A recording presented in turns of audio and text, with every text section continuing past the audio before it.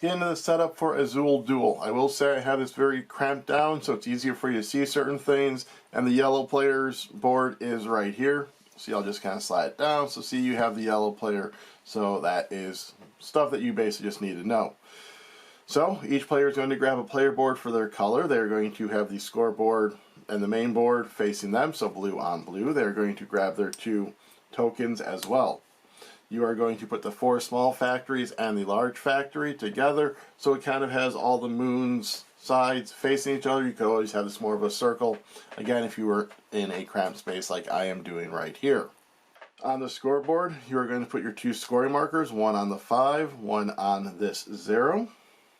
You are going to shuffle these dome plate tiles together, and then you are going to do a display of 3 in the middle on their designated spot. You're going to unfold the tower, fold it up, make it look all tower-like, and leave that nearby to be able to place tiles in later. And then you are going to get your 3 scoring tablets. For the first game, they recommend using the ones that have the star on them, but there is an additional one, and these are double-sided. So as a group, you can collectively decide, randomize it however you wish to do. You're going to put the special tiles right here. You're going to put the first player tile there. You're going to put the rest of the tiles in the bag, shake them up. You're then going to put 5 tiles on the large factory. If they are all the same, you're going to return them to the bag, shake it up, and put out 5 of them until they are all different. You're then going to put 4 on each of the small factories, and you're going to place one of these little bonus chips onto the designated spot on each small factory, face down, without looking at the other side.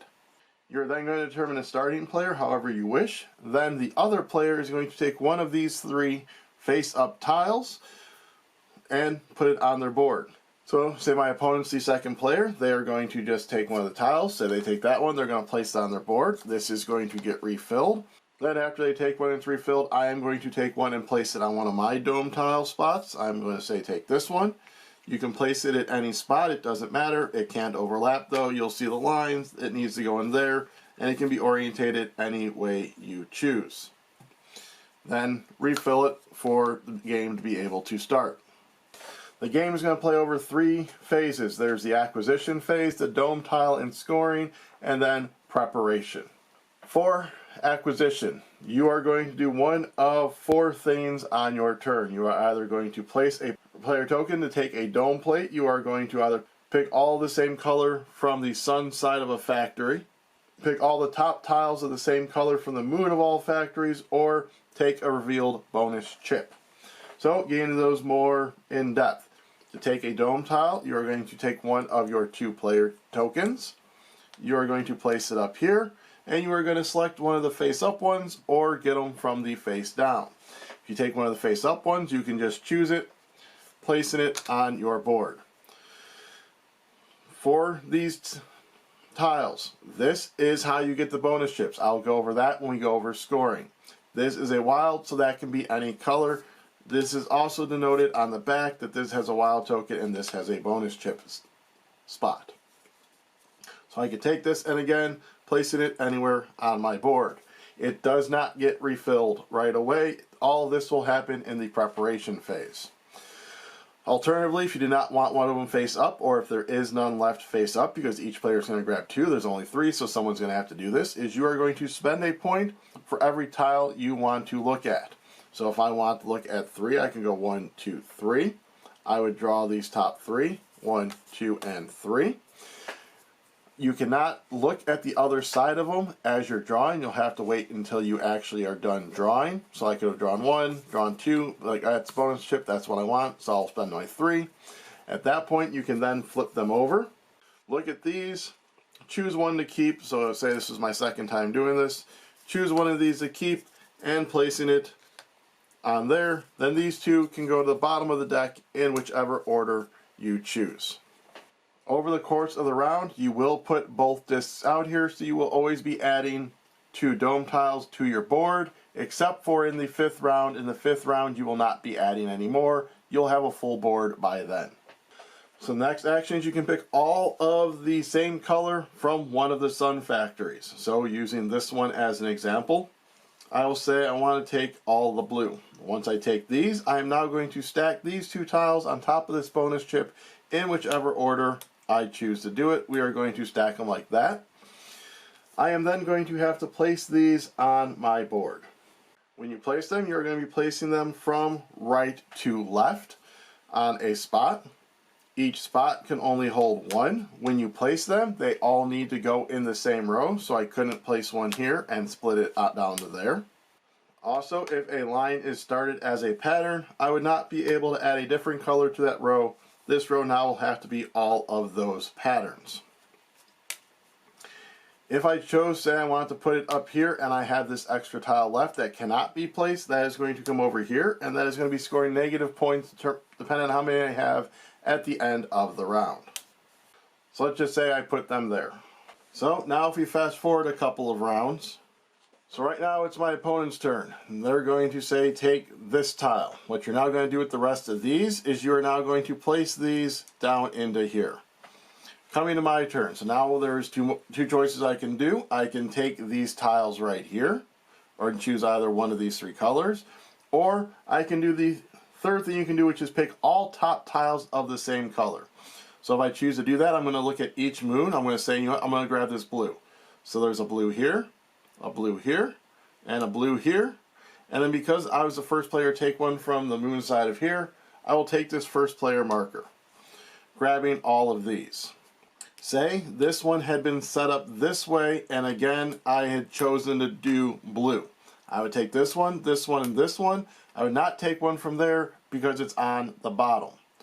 Same thing as if this was stacked this way and I took blue, I would only take this top one, not the one below it. It is just the top pieces, but that's not how that was. I'll now take these pieces and add them to my board, completing this row right here. So now by grabbing the yellow and revealing this bonus token, we are going to flip that over. That brings us to the fourth thing you can do, is you can grab a reveal bonus token. At most, you are going to be able to grab two of these. They are shown right here. So when I grab this, I would simply take it and place it in this spot right here. This is going to be involved when we get to the scoring phase. But again, you can have at most two of those. And then my opponent would go, and we are going to go until all the tiles have been taken, all the chips have been taken, and all of the dome tiles have been taken, or once someone has taken two if they chose to draw from the top both times instead. But once everyone has put up both of their chips, taken their two bonus chips, all tiles are gone, we move into the next phase. So for the dome tiling phase, players can do this simultaneously. You are going to start at the top, work your way down, seeing if you have any full rows. So I have a full row here, so I am going to move this piece over to one of these spots. I'm going to choose to put it in my wild spot for now. I am going to score 1 point for that tile and 1 point for tiles that are adjacent to it. So in this instance, I would get 1. Going down to my next row, I have the red, so I'm going to move the 1 red over. I get a point for that, and a point for the one above it, so this would be 2 points. Moving on there.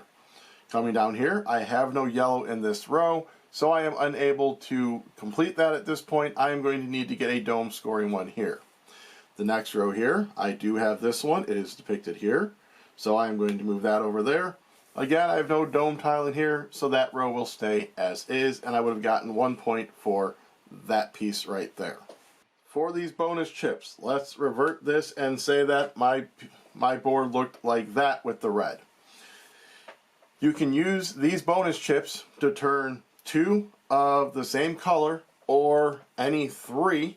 You flip them over, and that acts as a piece on your board. You can faintly see the outline of the bonus chip there to show where it is.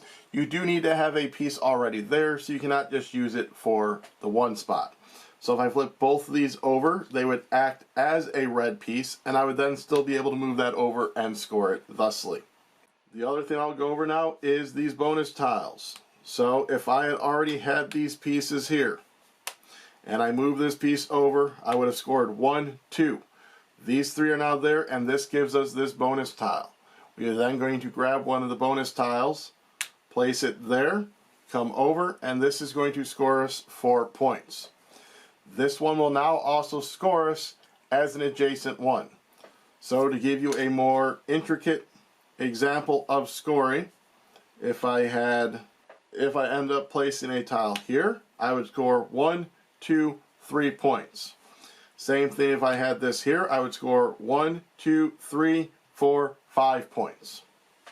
After you do all that scoring, you'll then check to see if you have anything in the broken tile area. I have the first player marker, so I would lose 2 points. And then you're going to look to see how many tiles you have. You have -1 for your first tile, -2 for your second, 3 for your third, and 4 for your fourth. So you can lose up to a total of 10 points if you have all 4. If you have beyond 4, you don't lose any extra points than that. You would max out at -10.